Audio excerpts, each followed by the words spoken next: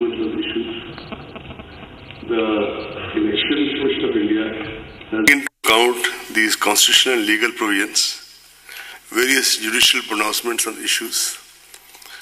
The Election Commission of India has made, in fact, attempted a very comprehensive preparation for the conduct of election to the 17th Lok Sabha in a manner that is free, fair, inclusive, accessible, ethical, participatory, and also festive. When independent India held its first general and assembly elections during 51-2, not everybody was convinced of our capacity to successfully conduct the exercise. In fact, democracies in the world, then numbering maybe around 40, most of them were very skeptical. But India, by conducting our elections, emerged as a, should I say, beacon light for the emerging democracies all over the world. The scale and complexity of the elections has only grown since then. The population of India increased 3.3 times between 91 and 2001 census. But there are other statistics also which have gone up sharply, as expected. Mahatma Gandhi said, democracy must, in essence, mean the art and science of mobilizing the entire physical, economic, and spiritual resources of all the various sections of people in the service of the common good of all. Keeping all this in view, this commission started preparing for elections for quite some time. We started with organizing a series of meetings with chief electoral officers of all the states and UTs in order to review various aspects of election preparedness. Video conferences with the chief secretaries, DGs, home secretaries, chief electoral officers, and police nodal officers from MHA and as well as from the states were held on 21st, 22nd, and 28th January to assess the overall law and order situation, state or UT specific areas of concern, and deliberate on the quantum of central armed police forces required. Several rounds of discussions were held with the Ministry of Home Affairs at the level of our officers, and we also had an in-depth discussion with the Union Home Secretary and his team.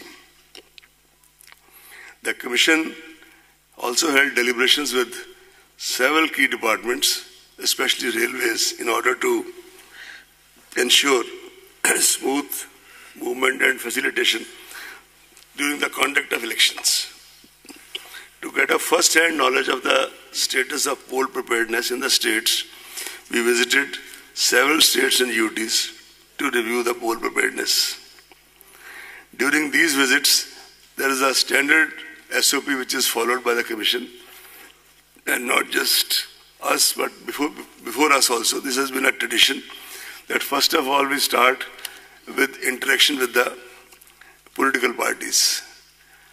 After that, we have the presentations by the CEO of the state, the police nodal officer of that state, and the central nodal officer from whichever CPF is designated for that state or UT. After that, we have a fairly in-depth interaction lasting maybe sometimes 10 to 12 hours, if not more, with the collectors, SPs, IGs, commissioners of police, wherever there is commissioner system, and all their colleagues. This is followed by a meeting with the central government regulatory departments, income tax, state excise, central excise, in order to talk about the expenditure monitoring.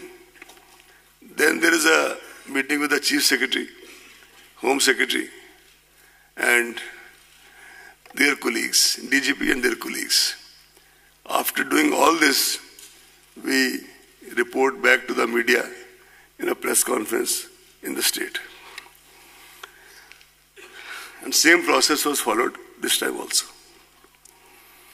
While finalizing poll dates, examination schedules of various state boards, CBSE, other relevant factors like various festivals, including festivals which have religious kind of bindings, for example, when people are fasting, etc.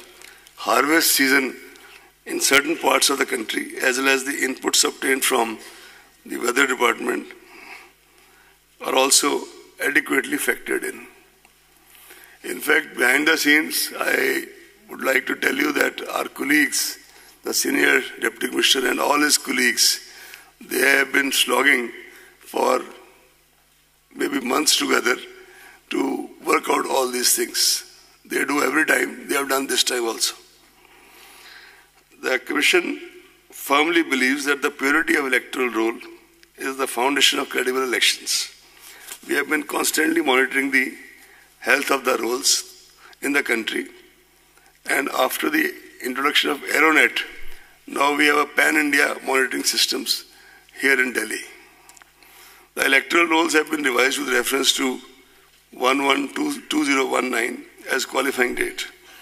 Process of continuous updation shall continue till the last date of filing nominations. Total electorate in the final published roll would be in the vicinity of 900 million compared to 814.5 in 2014. This marks an increase of 84.3 million voters since 2014. There are 15 million voters in the age group of 18 to 19. 38,325 third gender others. 71,735 overseas electors. Service electors more than 1.6 million. 99.36 electors have EPIC cards. 23 states and UTs have 100% EPIC coverage. The Commission continues to try the maximum coverage of EPIC still. In this direction, some major initiatives were taken. VVIP, Voter Verification and Information Program, launched to aid voters in checking their names in the rolls. Toll-free 1950 for checking names through SMS. Special camps organized for enrollment of eligible voters who are left out. No suo motu deletion of names after final publication of electoral roll is permitted. No deletion modification after 10 days of